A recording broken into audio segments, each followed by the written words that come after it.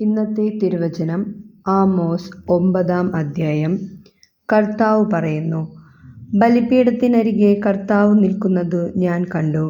അവിടുന്ന് അരുളിച്ചെയ്തു, ഭൂമുഖം കുലുങ്ങുമാറ് പോതികയെ ഊക്കോടെ അടിക്കുക. എല്ലാവരുടെയും തലയിൽ അതു തകർന്നു വീഴട്ടെ. അവശേഷിക്കുന്നവരെ ഞാൻ വാളിനിരയാക്കും. ഒരുവനും ഓടിയൊളിക്കുകയില്ല, ഒരുവനും രക്ഷപ്പെടുകയുമില്ല. അവർ പാതാളത്തിലേക്കു തുരന്നിറങ്ങിയാലും ഞാൻ അവരെ പിടിക്കും. ആകാശത്തിലേക്ക് അവർ കയറിപ്പോയാലും അവിടെ നിന്നു ഞാൻ അവരെ വലിച്ചു താഴെയിറക്കും.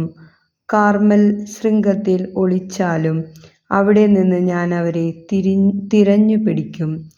എൻ്റെ കണ്ണിൽ പെടാത്തവിധം ആഴിയുടെ അഗാധത്തിൽ അവർ ഒളിച്ചിരുന്നാലും സർപ്പത്തിനു ഞാൻ കൽപ്പന കൊടുക്കും, അത് അവരെ ദംശിക്കും.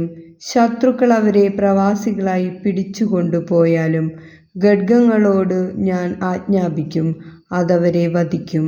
അവരുടെ മേൽ ഞാൻ ദൃഷ്ടി പതിക്കും. നന്മയ്ക്കല്ല തിന്മയ്ക്ക് സൈന്യങ്ങളുടെ ദൈവമായ കർത്താവ് ഈ ഭൂമിയെ സ്പർശിക്കുമ്പോൾ അത് ഉരുകിപ്പോകുന്നു. നമ്മുടെ കർത്താവായ സ്തുതി.